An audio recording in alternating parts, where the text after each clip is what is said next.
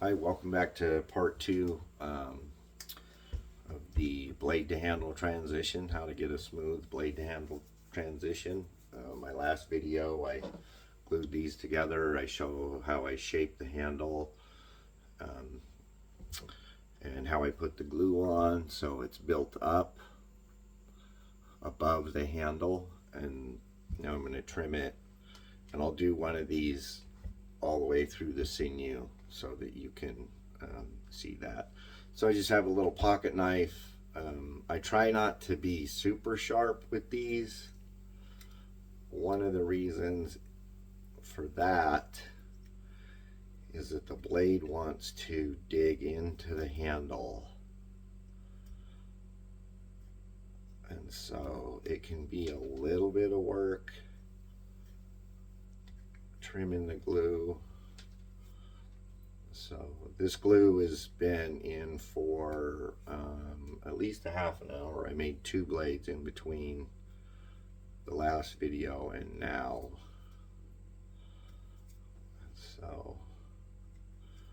So it's pretty firm, but if you let these set overnight, then they get hard. And when it's hard, then I got to use the Dremel, and that's fine too. It's a little more messy. It is quicker.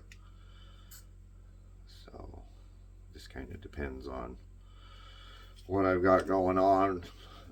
Right now it's raining, so I'm not painting houses.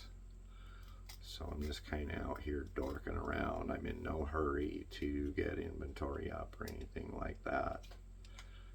The other reason I like to use this, like, that's a pretty sleek little blade. So down here in this area, I can kind of curve that knife a little bit to get that out and create that radius in there.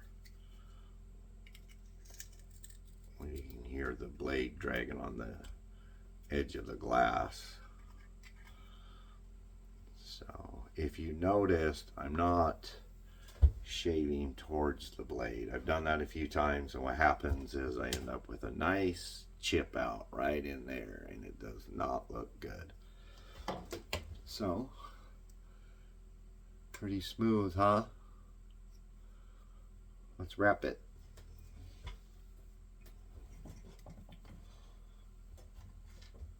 This one is my favorite sinew. I'll pull it down so you can see. It's kind of a gold color. It's wide and it's also thin. But I have others too. I've got black, red. I've got a bright gold. I've got a couple of these color of gold.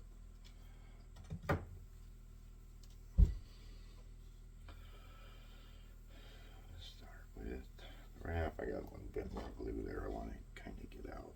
So now I am going backwards just a little bit. I want to be super careful. I just have a little bit of glue built up right there that, you know, it's got the potential of showing after the wrap. A lot of times it gets taken care of in the stain. But sometimes it don't. Back right there.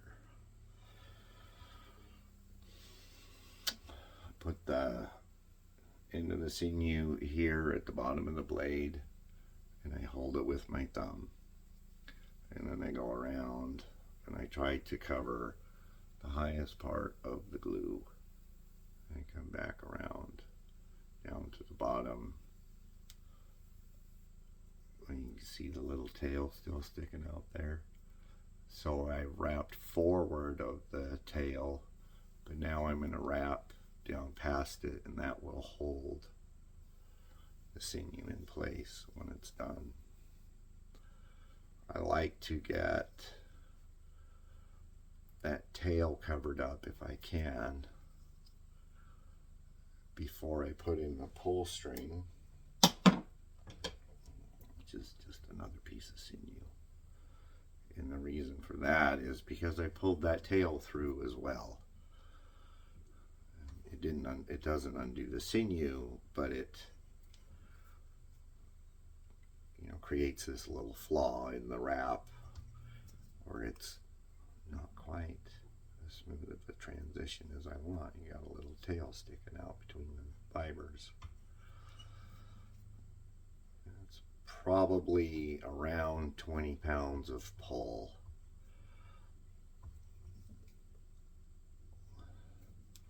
So it lays tight. Now I've got a hold of it with my thumb.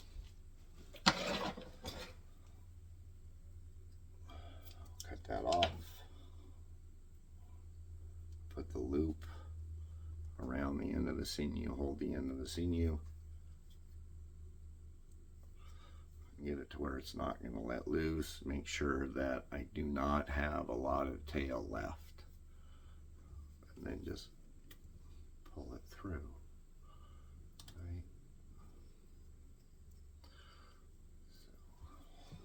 So, I promised, I said start to finish.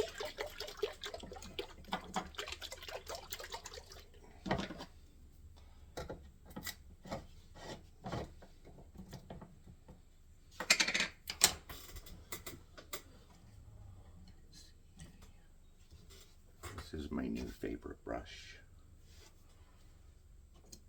Okay.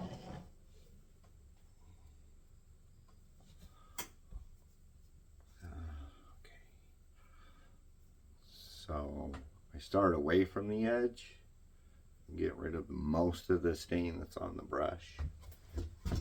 Come right here and show you. You can see that. And then I kind of work my way over to the edge.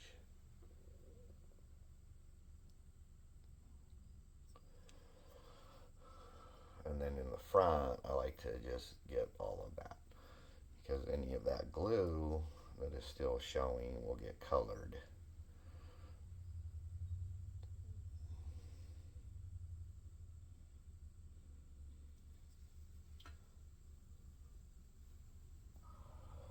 I know lots of people do it different ways. This is how I do it. I was shown some of this stuff, and some of it I kind of developed on my own, you know, just kind of experimenting a little bit. See what will happen if I do certain things. Especially when you're figuring out what kind of coloration you want to do on the sinew. I went through a lot of different colors of stain to find out what I like. Okay, so I've colored the end of the antler as well. That goes in the paint thinner. I'm just going to wrap that, or wipe that, excuse me, wipe that off.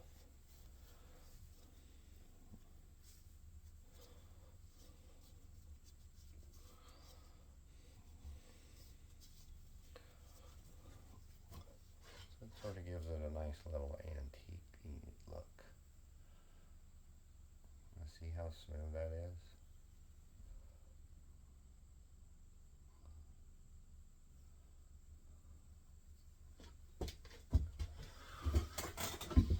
That's how I do it. That's how I've done it since,